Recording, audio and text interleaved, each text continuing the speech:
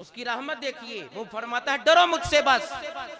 वालिमन खाफा मकाम रब्बिही जन्नतान व यख्शौन रब्बहुम पर अर्ज कर रहा हूँ। हजरत अब्दुल्ला बिन मसूद फरमाते हैं महबूबे कौनैन सल्लल्लाहु अलैहि वसल्लम ने इरशाद फरमाया, जो उम्मती डर गया अल्लाह से खौफे खुदा की वजह से और ज़ारो कतार नहीं रोया, इतना सा रोया कि जितना मक्खी का सर होता है, अभी इतना आंसू निकला, अल्लाह उस मेरे उम्मती पर आका फरमाते हैं जहन्नम हराम फरमा देगा। अक्लमंद वही इंसान है, समझदार दानिश्वर बाशऊर वही शख्स है कि जो अपने नफ्स की ख्वाहिश के पैरोकार नहीं होता, नफ्स के ताबे नहीं चलता, बल्कि अपने अमाल की तरफ गौर करता है, अमाल से गाफिल नहीं रहता। जो बंदा अमल से गाफिल हो गया वो जन्नत का रास्ता भूल जाएगा। जो नफ्स का ताबेदार हो गया वो कुरान का रास्ता भूल जाएगा। जो नफ्स का पैरोकार बन गया वो झूठ बोलेगा, कुरान से दूर हो जाएगा, शरीयत से दूर हो जाएगा। लिहाजा जो नफ्स का पैरोकार होता है वो झूठ भी बोलता है, वो जिना भी करता है, वो नमाज भी छोड़ता है, वो उसने सुलूक भी नहीं करता, वो कता तलकी को भी इख्तियार करता है, सिला रहमी से दूर हो जाता है, नरमी से दूर हो जाता है, अल्लाह उसका दिल सख्त कर देता है। लिहाजा सख्ती से डरो, सिला रहमी इख्तियार किया करो, अल्लाह से डरा करो, अपने अमल से वाकिफ रहा करो, अपने अमल से गाफिल ना रहा करो, मुहासबा नफ्स किया करो और सोचा करो कि आज हमने कितनी नमाजें पढ़ी हैं और कितनी नहीं पढ़ी। क़यामत के रोज तो इन्ना अव्वला मा युहासबु बिहिल अब्दु यौमल क़ियामा मिन अमलिही सलातुहु फ़इन सलुहत फ़क़द अफ़लहा। क़यामत के रोज तो सवाल होगा ना, मगर दुनिया में मुहासबा नफ्स करके सोच ले। इंसान सोच कि आज मैंने अल्लाह की नाफरमानी क्यों की है।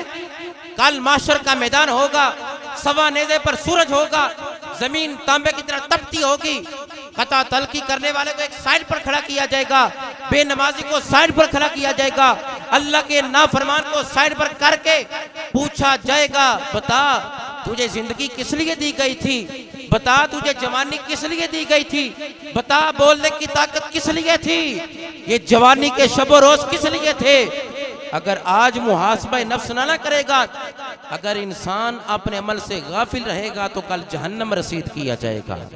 जब कमर दर्द करती है ना, जब जुबान साथ नहीं देती, जब जिस्म से गोश्त जुदा होना शुरू हो जाता है, जवानी याद आती है, तब अल्लाह की इबादत याद आती है, तब खौफे खुदा को बंदा याद करता है। जब दुनिया का सहारे दूर हो जाते हैं, बेटा दूर हो जाता है, भाई दूर हो जाते हैं, अजीज दूर हो जाते हैं, तब जिक्र इलाही याद आता है, तब खौफे खुदा याद आता है, तब तिलावत कुरान याद आती है। लिहाजा कुरान का दामन ना छोड़ना, इस्लाम का दामन कभी ना छोड़ना। ये जवानी में भी तेरे काम आएगी, बुढ़ापे में भी तेरे इंशाल्लाह काम आएगी। दुनिया के सहारे तो खत्म होने वाले हैं ना यारो, ऐ साहिबो, दुनिया के सहारे खत्म होने वाले हैं। कुरान का सहारा दुनिया में भी साथ है, कब्र में भी साथ जाएगा। इस्लाम का सहारा दुनिया में भी, आखिरत के मैदान में भी हमारे साथ है। खुदारा जोड़ना सीखो, तोड़ना ना सीखो, आपस में मोहब्बत के रिश्ते कायम रखो।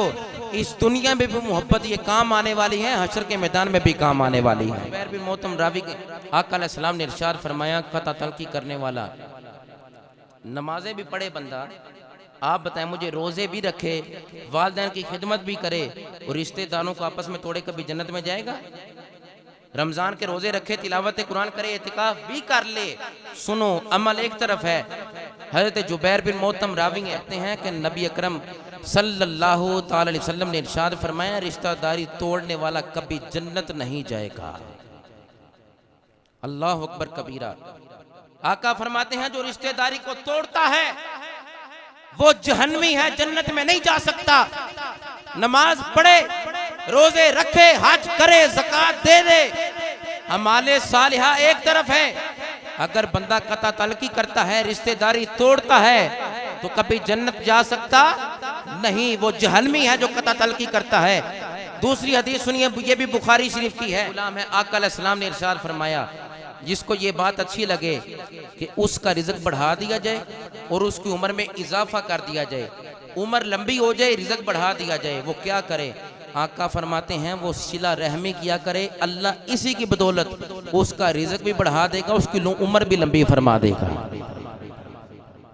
हमें जोड़ने वाला बनना चाहिए, ना कि तोड़ने वाला। इतने अफराद बैठे हैं, पता नहीं किसके दिल में कीना है, किसके दिल में बुग़्ज़ है। नमाज पढ़ने के बावजूद आका फरमाते हैं वो जहन्नमी है, जन्नत में नहीं जा सकता। लिहाजा इतनी सख्त वईद है, रिश्तेदारी तोड़ने वाला जहन्नमी है। आका फरमाते हैं जो रिश्तों को जोड़ता है वो जन्नती भी है। रब उम्र में भी इजाफा फरमा देता है, रब उसको रिज़्क़ भी वासे वसे अता फरमा देता है। आज यही हमारा हाल है। अहले जन्नत के अखलाक देखिए, अहले जन्नत के अखलाक क्या है।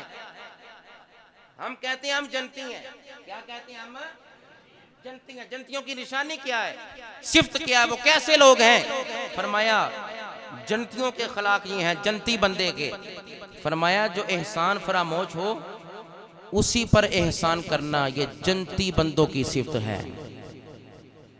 एहसान फरामोश पर एहसान करना, ये जन्नती बंदों के अखलाक हैं। दूसरी आदत, दूसरी अच्छी खसलत जन्नती बंदों की, फरमाया जो जुल्म करे उसे मुआफ करना, ये जन्नती बंदे की सिफ्त है। और तीसरी सिफ्त फरमाया जो महरूम करे उस पर खर्च करना, ये जन्नती बंदे की अलामत है। आका इरशाद फरमाते हैं दो कदम रब को बड़े ही पसंद हैं। आका वो कौन से हैं, कौन रवायत करते हैं।